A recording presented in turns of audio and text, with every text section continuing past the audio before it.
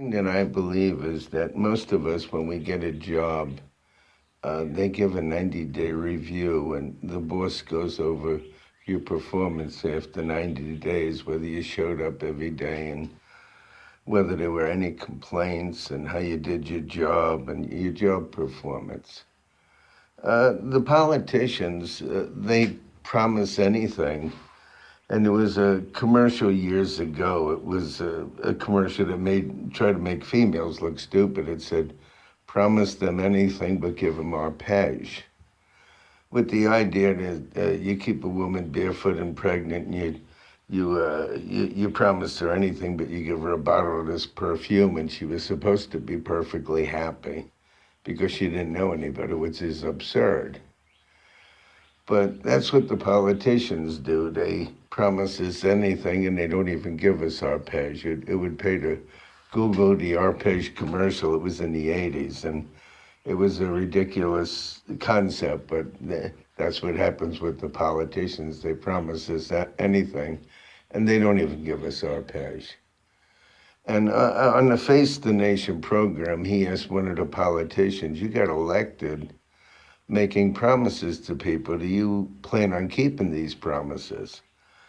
And of course, when you ask a politician that, they get upset because, of course, they're not going to keep the promises. What happens is, I saw a program on this, and the politicians spend half their day soliciting money from contributors who are wealthy. And they have a list, and the list will say, like, Mr. Smith, and they'll call Mr. Smith and say, "Mr. Smith, last year you gave $5,000, and how is your daughter so-and-so doing? How is she entering college?" They actually have some information about their family and et cetera to make it sound personal. And at the end of the day, they spend half the day just soliciting money. And now they're beholden to the people that give them money rather than the people that elected them. And in the words of Donald Trump, when he was running, he said he gave money to different political factions. And if he would call up, he said it was surprising how much trouble they would go for him because of something that he wanted because of the money that he contributed to their campaign.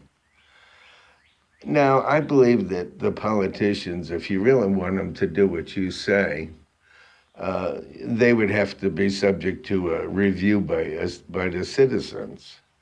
In companies, they usually have trustees that oversee a company to make sure the CEO and everybody else is being honest and doing what they're supposed to do. But there's no check on politicians. They don't even have to do what they promised. And everybody else has to do their job, but they're not required to, and that should change. When that changes, all of a sudden you'll see that so will their work performance.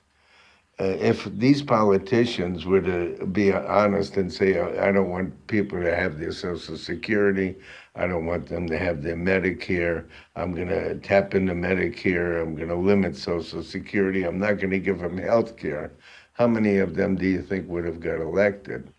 So they promise to be good to the average person. The average person feels dependent upon them, and they're rest assured that this person is going to keep their word. They have no intention of keeping their word because they're not brought to bear when they don't.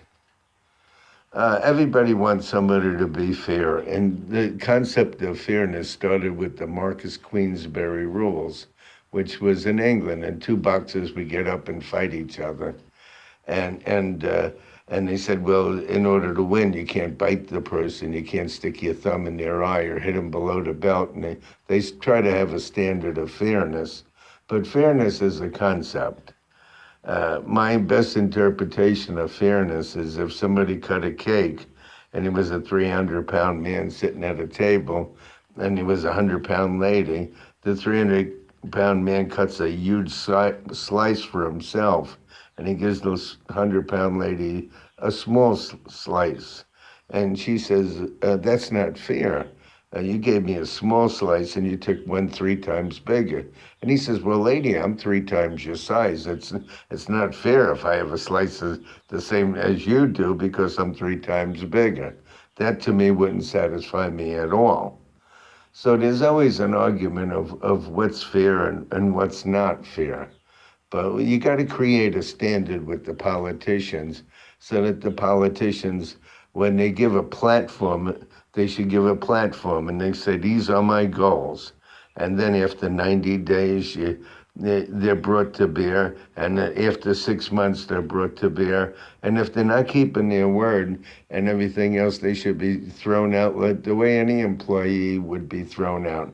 They were supposed to be working for the people and the government and not working for themselves just to get reelected, buttering up the wealthy and the donors and not keeping the promises to the public. If this were done, you would see a whole new thing and people, finally this country would prosper the way it's supposed to be. I mean, the politicians supposedly bailed out the banks. When Clinton left office, whatever somebody likes him, they don't like him, he left the country in the black, in the plus sign. When they got done, they bailed out the banks. They had a war with Iraq. They said there were weapons of mass destruction. There wasn't any. They borrowed money from China, and the whole economy went down. And the whole economy since then has been floundering. They outsourced work. They had undocumented workers come in the country and take all the low-paying jobs, and they, like I said, they outsourced everything, and the economy started failing, and it got worse and worse. And my point is this: the politicians promise us anything, and they don't even give us our page.